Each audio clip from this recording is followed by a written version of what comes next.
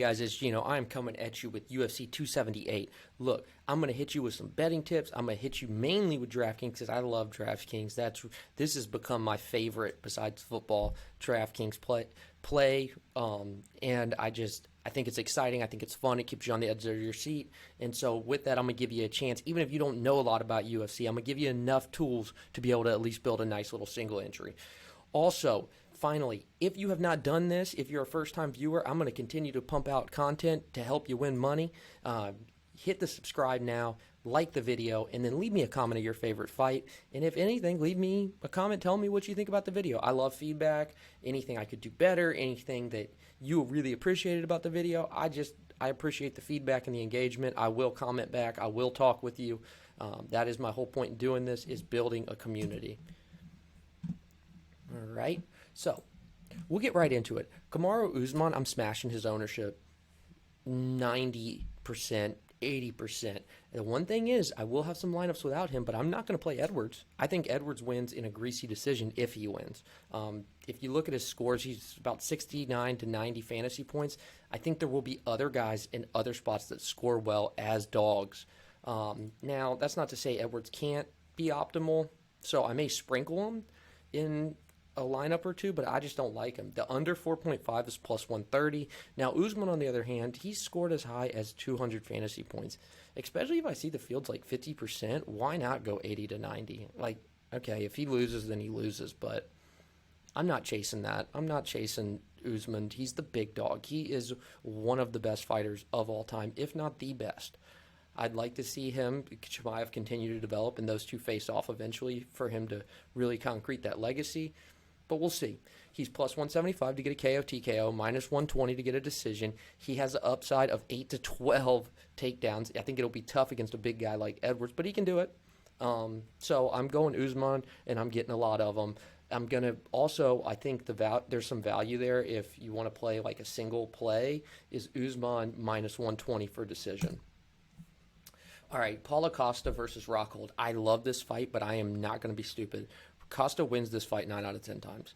Rockhold, if he wins, I won't say 9 out of 10, probably 7 out of 10, because Rockhold has done things in his past.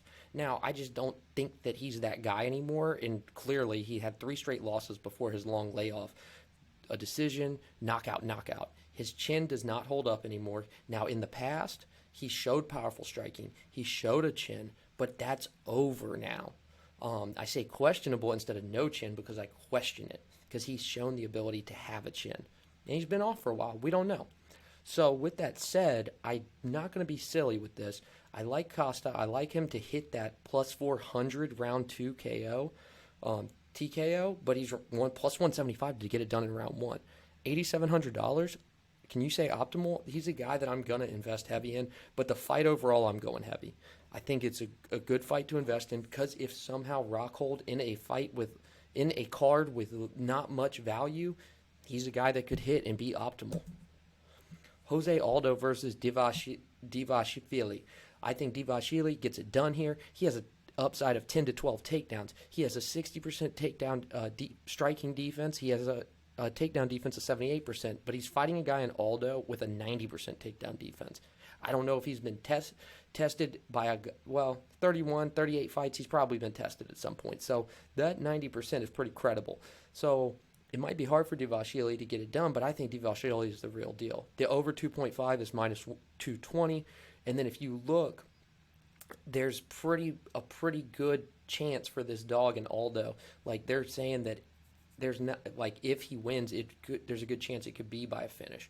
But if the over's 2.5 at minus 220, I'm not going to be silly. I'm going to take that 8,200 guy that could get takedowns, that could score well. But I'm going to be invested in the fight.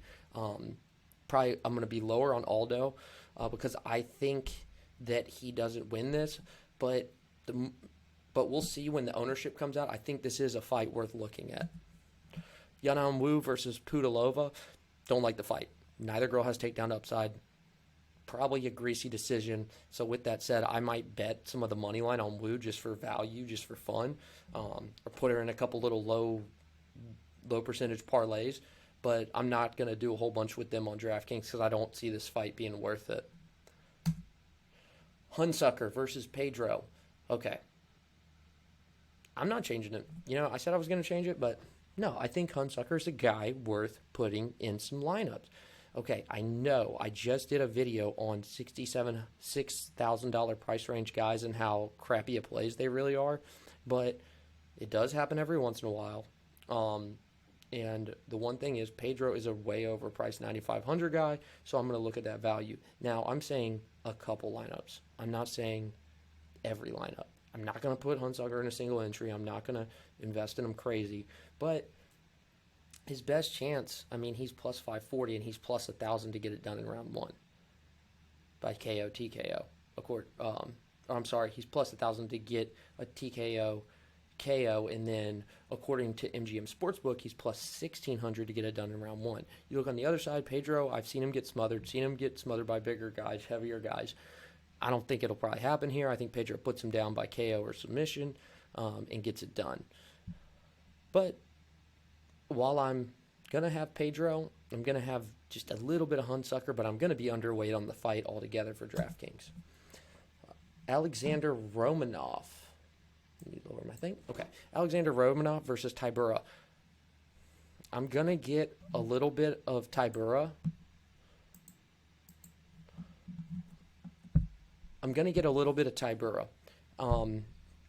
I think that he could get it done here, but he's 5-1 over his last 6.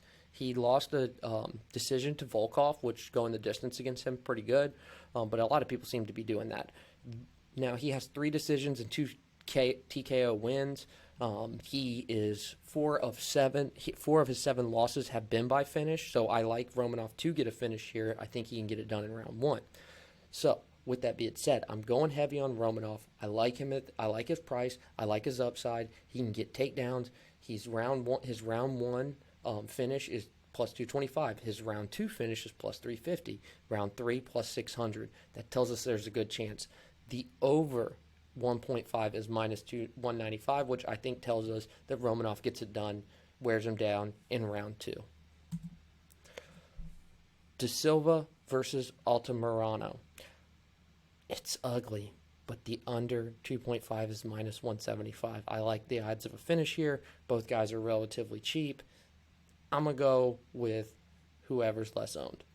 But I'm going to have both guys, but I'm going to be heavier on the guy who's less owned for ownership leverage. Not overthinking this fight. These guys are duty dogs.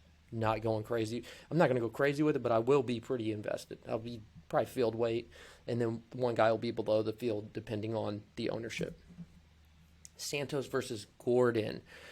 Flash Gordon, I don't see him scoring well if he wins. So I'm going to be heavier on the dog. Here's why. Santos can put you out in round 1. He almost put Clay Guida out. He was really hammering him, but Clay Guida hung in there, and then he gassed himself out.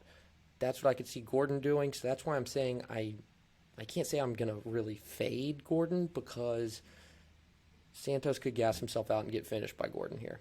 So this will be a fight I'm invested in. I'm not sure how much. I like Santos as a single play, and I might single game parlay it at under 2.5. Now, or I'll play that plus 1,600 round 2, or really the plus 1,000, now that I'm looking at it, is better because the plus 1,000 round 1 win is the more likely outcome. Woodson versus Saldana. I am going to go Woodson by decision. I'm going to be heavier towards the dog for DK upside. I'm not going to be crazy about Woodson. Neither guy has a bunch of takedown upside from what I'm seeing. Now, Saldana, on the other hand, he has a lot of submissions. He could fall into one of those, so that's why I'm saying I'm going to be heavier on the dog. Shayna Young versus Miranda Maverick. Now, this is interesting.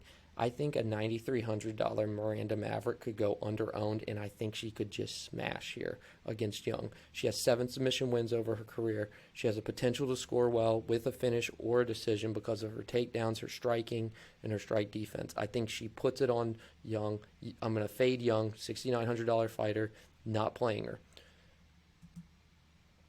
Lusa versus Fletcher. Fletcher's got that dog in him.